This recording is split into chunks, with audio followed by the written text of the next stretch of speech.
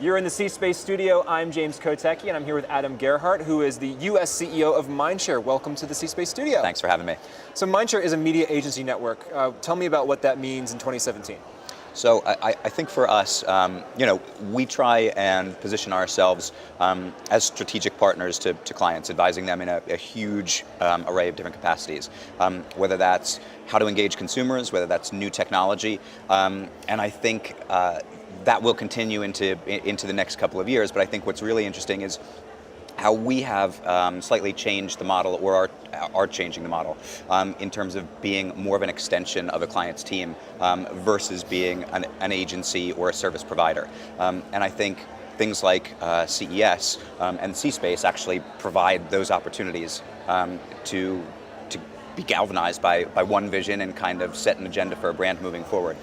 Does technology and the advancement of technology drive the need for you to be more embedded with your clients? Yeah, absolutely. Especially, one of the big things that we're seeing this year, one of the big trends, is the proliferation of connected devices and the Internet of Things and that sort of thing, which isn't a new trend. But the more and more that accelerates, the greater the amount of data that we have to play with and the number of touch points that we have to play with, which means that we have to intimately understand consumers, but also be able to translate those opportunities into tangible actions that brands can start to leverage. And so I think that is continuously evolving all the time as a result of the advent of technology here. So let's talk about some of those tangible actions. Give me an example that you're thinking about recently.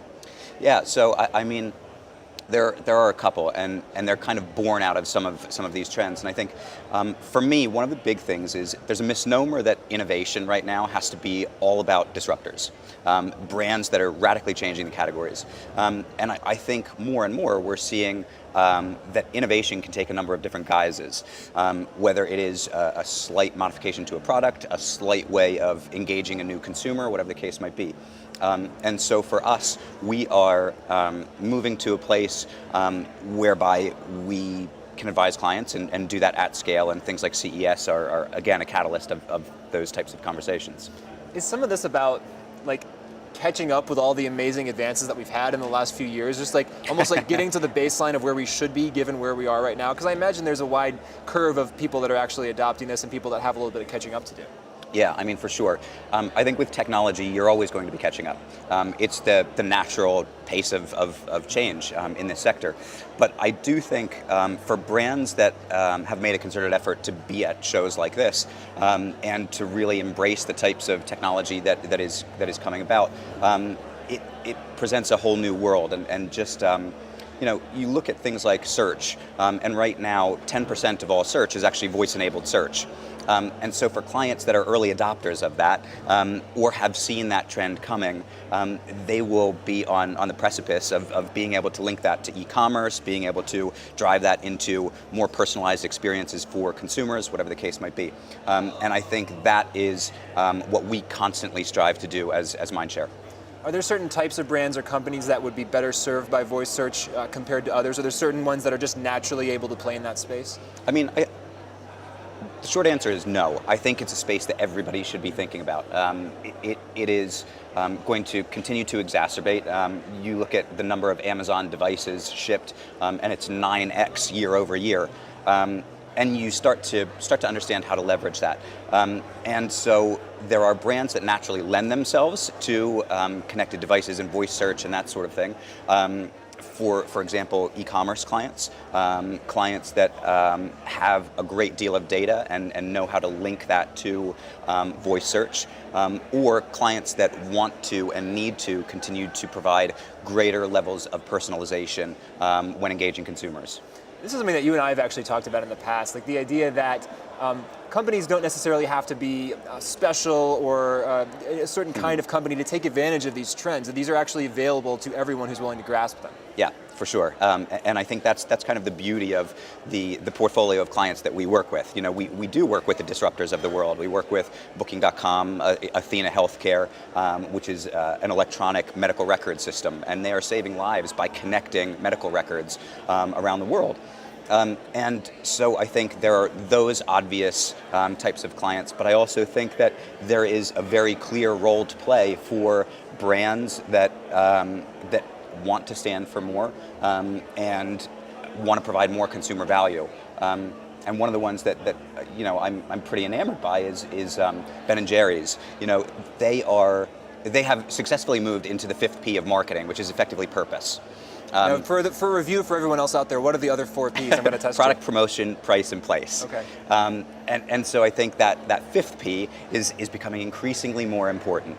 And so I would say it's less about certain clients being able to take advantage of these types of things, and it's more about the mindset of the brand and brands that actually see the opportunity that's here. And those purpose-driven brands tend to, in my view, be early adopters of new technology.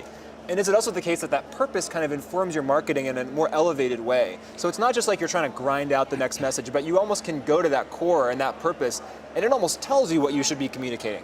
Yeah, it certainly should, and I think those that get their purpose right, Ben and Jerry's is all about taking a stance on climate change, and so for them, there are obvious technologies here that they can be leveraging, and whether it is understanding changing weather patterns, working with Watsons of the world and that sort of thing to understand how climate change might affect them in the future, and sustainable production of their products.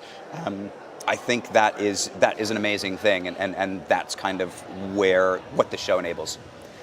Purpose strikes me as something that you can't necessarily get from data about your customers, or can you? I mean, is it if your company's out there and it's saying, it's a few years into its run, but it doesn't necessarily have that codified purpose yet?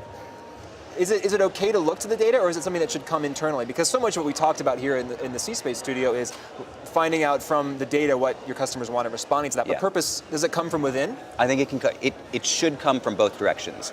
A brand should have a clear view of what they want to be, but equally that can be born out of a consumer need or consumer demand. And if you think about Amazon, what they have been ruthlessly focused on is understanding the consumer, and they develop products that the consumers want. And I think for them, they are a really good example of an organization that understands consumer needs and has built a purpose on the back end of it. Can you talk some more about data? Everybody here in the C-Space studio has been talking about data. Yep. Data, right? I mean, do you see us as in kind of a data arms race right now, or how do you think the brands, especially the ones that you're working with, how are they looking at data? Is it different, or is it just more of an acceleration along that data-driven curve toward being the most data-driven that you can possibly be? It's, I'll answer it in 2 ways. Certainly, it is accelerating, which means that the ability to understand consumers, engage with them, that sort of thing is happening in a more pronounced way than it ever has before. But I think the second part to that is actually that as we start to think about the amount of data that's out there, we can start to create new connections with consumers. And I think the interesting thing is we're not going to see a retrenching away from data anytime soon. We will continue to leverage it. It's how you leverage it, though. And right now there's data paralysis happening across a lot of different clients, a lot of different brands. So it's the ability to organize that data and use it in a meaningful way that we are focused on. And I think most marketers here are. And how does one overcome that data paralysis? Is it simply a matter of more data or more sophisticated uses of it, or is it that intuition or that kind of right-brained, if you will, creative side that kind of comes over top of it and finally makes a decision?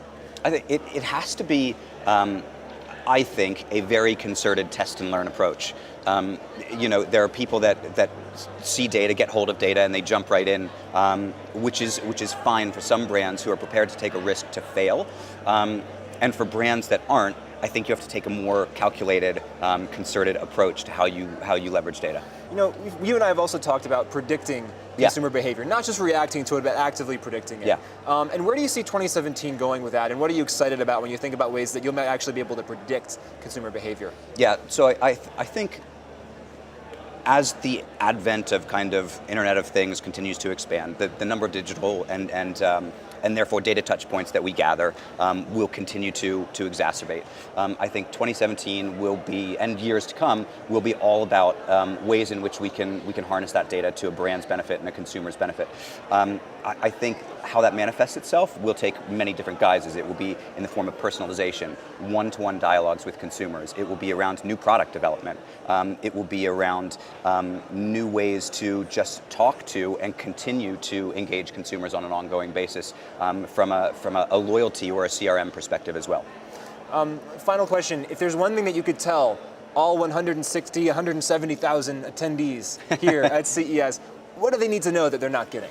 So I think one of the things that I'm fascinated by is the fact that if you look at all of the exhibitors that are here at CES, roughly 20% are dedicated to auto technology. And when you look at within that autonomous driving, the number of exhibitors is up 50% almost year on year. I think for me, the one thing that we haven't really understood is the impact that autonomous driving will have on us. So that trend has been talked about for a number of years. But I think we grossly, to a certain extent, underestimate the impact that will have. Think about the ability to have your car drive you long haul at night. That disrupts the hotel industry. You don't need to stay at a hotel if you can sleep in your car. Think about what that does to a fast food industry where you can dine in your car versus having to eat something on the go. I think that's really interesting, and I think it's something that we have to come to grips with sooner rather than later. All right, we will have you back to talk about that maybe next year. Adam Gerhart, MindShare, thanks so much for joining me Thanks for having in the me. C-Space studio. I'm James Kotecki. Keep it right here for more great C-Space studio content.